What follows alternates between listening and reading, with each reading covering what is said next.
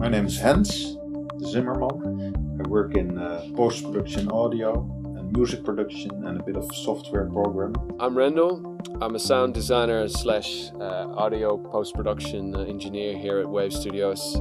It's my job to make television programs or radio programs or internet audio perfect in a way that it can be used. When I receive a job, the client presents us with an edit, and usually the edit is not finished yet. Within that is either sound from the shoot, set noise, any kind of sound effects that he has already come up with the director potentially. Essentially, my job is to make sense of it all, to start off with. Sense of it all meaning the dialogue could be a complete mess. The sounds may be overlapping, the dialogue isn't clear. The levels are going from too soft to too loud. I have to sort of tame the levels. If something is a problem, then it has to be removed or restored. And if sounds are missing, I have to add those. It strongly depends on what sort of job you get in. It really depends on the program. I love doing documentaries. And for a documentary, which is always filmed on a specific time and location, it's okay if the audio is not very good. You kind of forgive it when the camera is shaking and the interview is in the middle of desert and there's a wind or something. You forgive the audio for being not that good. And I guess the end goal in something like a documentary, which is more real, is to make it sound like nobody actually notices that you've done something.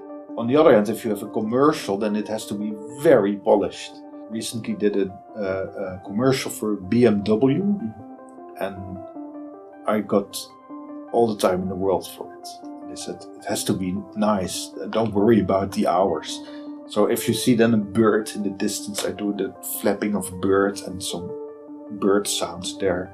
A door slam shut and you put a howitzer cannon on it just to give that a lot of impact. Or, I don't know, a car will rev and you put a lion's roar on it to give that a bit more of a... And when the car is driving under a bridge, I added the sound like the bridge is changing the acoustic. I love those details. That's the difference between something that's average and something that's better than average. Post-production, in my case, consists of recording voiceovers, mixing the different tracks, and we do a bit of sound design as well. What is sound design? A lot of the work that we do isn't necessarily always as exciting. So many people think, oh cool, you're getting footage with airplanes flying over and helicopters and gunshots and stuff. So many people think of sound design of, if they know a little bit more about film, like they know certain things are getting replaced and they think that's the kind of stuff that we're doing here, and lasers, and they've seen some Ben Burtt interview and they'll think of the lightsaber and shit like that. They think that is sound design, and in many ways, of course, that is sound design. But sometimes my work is literally like I've done on this one, a guy sitting down, just recording that, putting a cup down like that, pouring some water. And then I even talked about recording voiceovers, which is actually a massive part of my work as well. I record a lot of voiceovers because we work in advertising. So there will be a dude trying to sell whatever product we need to sell. So a lot of that, my work in there is kind of directing voiceovers and making sure the script comes out nice. Voiceover, it all starts with you get the project and it doesn't have a voiceover yet. Or sometimes it has a guide voiceover, so you know where everything is. And then the voice talent enters the room, usually together with a director or someone from production. And then it's like the three of us helping each other to make the best out of this. And I'm usually quite involved with this because my Dutch is pretty good. I come from a family where we corrected each other when Dutch wasn't that good. So I know when something is not good in a voiceover text in terms of plural or singular and that kind of stuff. But I think it's my responsibility to record the sound as good as possible, and this includes how someone is talking into the microphone. So if someone is really bending away from the microphone, I just tell them to keep at least, or not more than a hand between the mouth and the microphone. Or I help them to relax and stuff. I have an anecdote, because when I just started out here, there was this huge client who shall not be named. We started recording and we had like 30 minutes or something to record a whole lot of promos.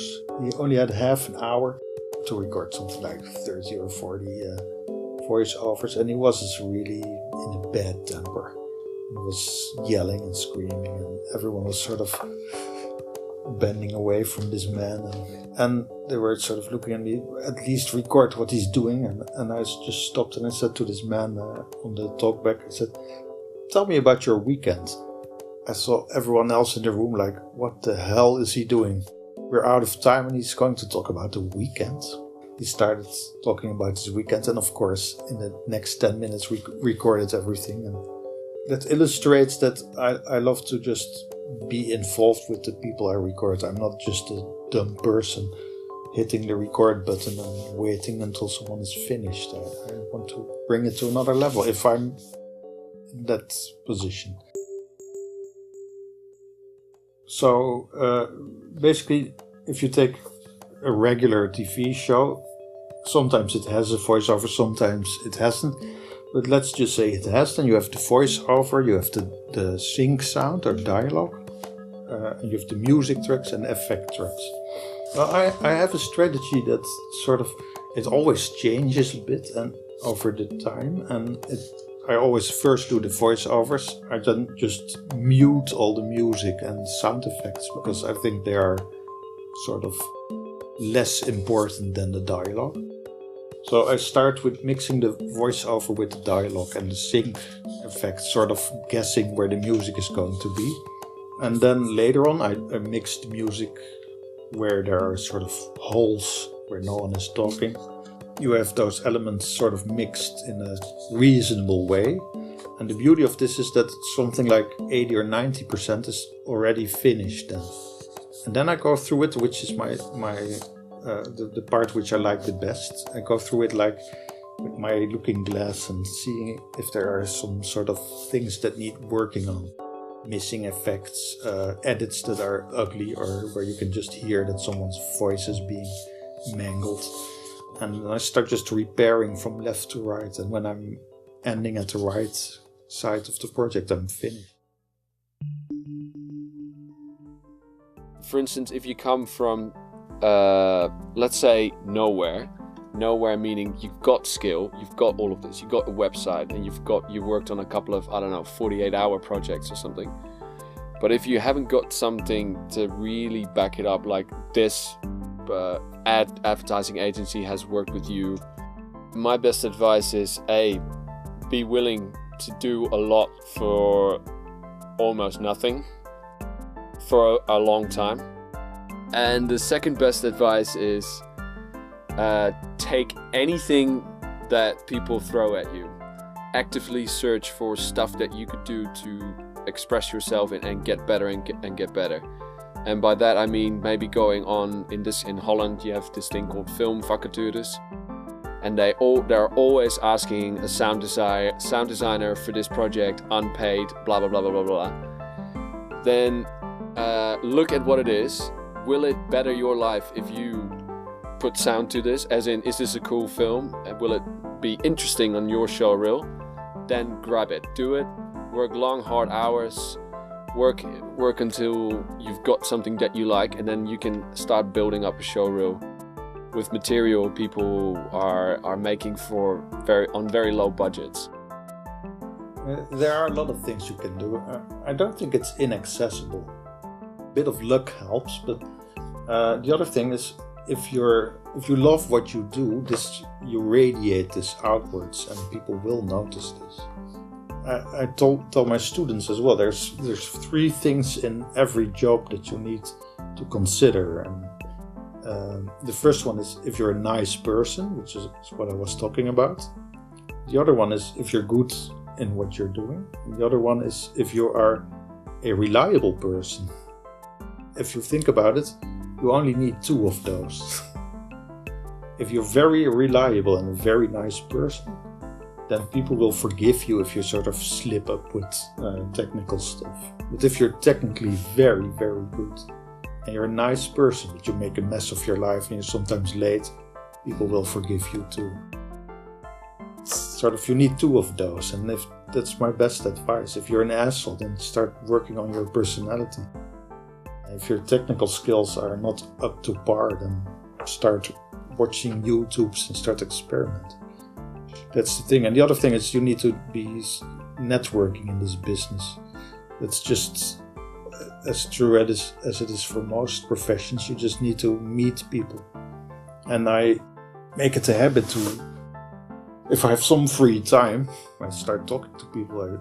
If I enter this building and I have 15 minutes left, I just make the rounds, go meet people. Then you start meeting people, and if they see that you're sort of super enthusiastic about this, then hey, there comes a moment when someone says, well, what are you doing, and do you have some free time? Would you like to work on this project?